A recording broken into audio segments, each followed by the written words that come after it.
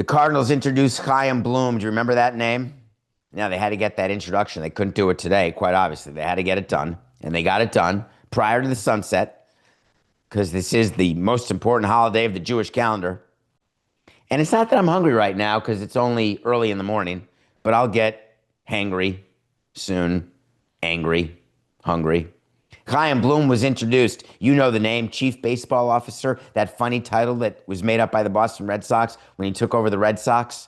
You know Chaim Bloom. You know Tampa Connection, Boston, hello. And then you know he got fired by Boston. Yes, you do. Then you know he came into St. Louis and he was under John Mozeliak, who was pushed aside. No, I plan to retire. I've been there too long. But it was the succession plan that would make Adam McKay happy.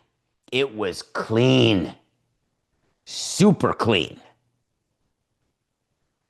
Mozeliak out, Chaim Bloom in. So they met the media. You knew that the chairman, Bill DeWitt, his son, the president, Bill DeWitt, you've got Junior, you've got the third. Believe me, you can keep him straight, though. Billy, you know this. You're beginning to look more and more like your dad. Who of us isn't? It's going to happen. Oh, my Lord, it's going to happen. Just look at the hands. Look at the hands. Look at the hands. The Cardinals had a problem during the introduction because they had to face the elephant in the room. It was far bigger than just a bird.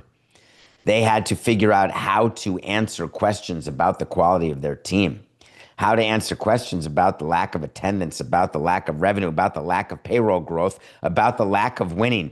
Things that Cardinals fans are not used to hearing, things that Cardinals brass is not used to saying.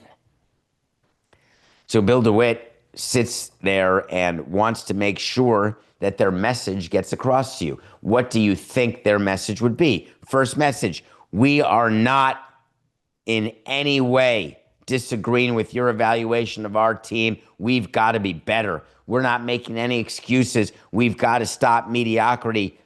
That's the main message. Then you have to say that we hear you, fans. We understand you're frustrated. We get it. That's a good message, too, the DeWitts gave.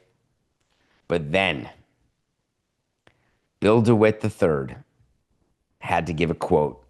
It was in the St. Louis Post-Dispatch. And he said, fans have made their point. We know that a winning team on the field is the most important thing relative to attendance. Uh-oh. Bill, it's the commissioner. It's Rob. How you doing, bud? Hey, listen, that whole winning attendance thing, we don't talk about that.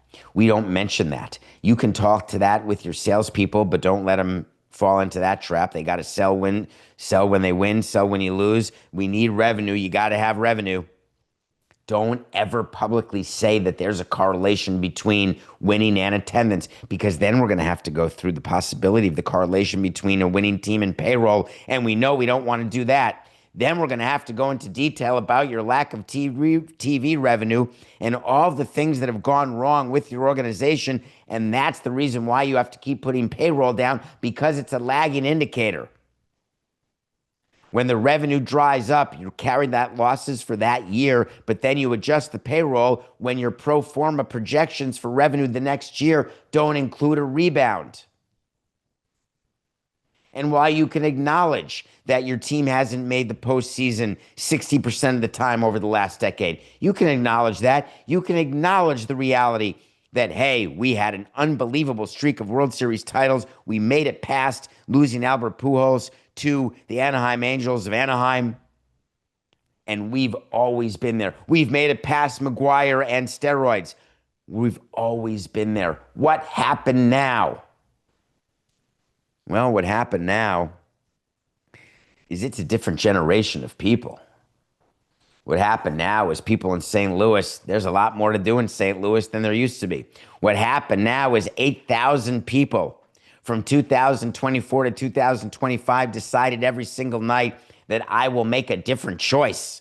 That's 8,000 people making a choice they hadn't made in a decade, more than a decade, 2 decades, multiple decades. When your attendance drops by 8,000 people, Just know that you can't give the standard ordinary drivel. You can't just give lip service to that. You have to say what Bill DeWitt said, and it's painful, and it gets you in trouble. Because now, what are your salespeople going to do? When your salespeople are calling up potential customers, potential season ticket holders, potential group ticket holders, potential individual ticket holders, and they say to you, I don't want to buy yet because I want to see whether your team wins. That's page one of our sales sheet. When someone says we don't want to come to a game until we know they're going to win, we then say, hold on. Give me the top 5 reasons that you go to games. Camaraderie, time with family, time with coworkers, being part of a community, feeling pride. Wait, where's winning the game in that? Tell me every game you went to last year. 10 games. What was the Cardinals record?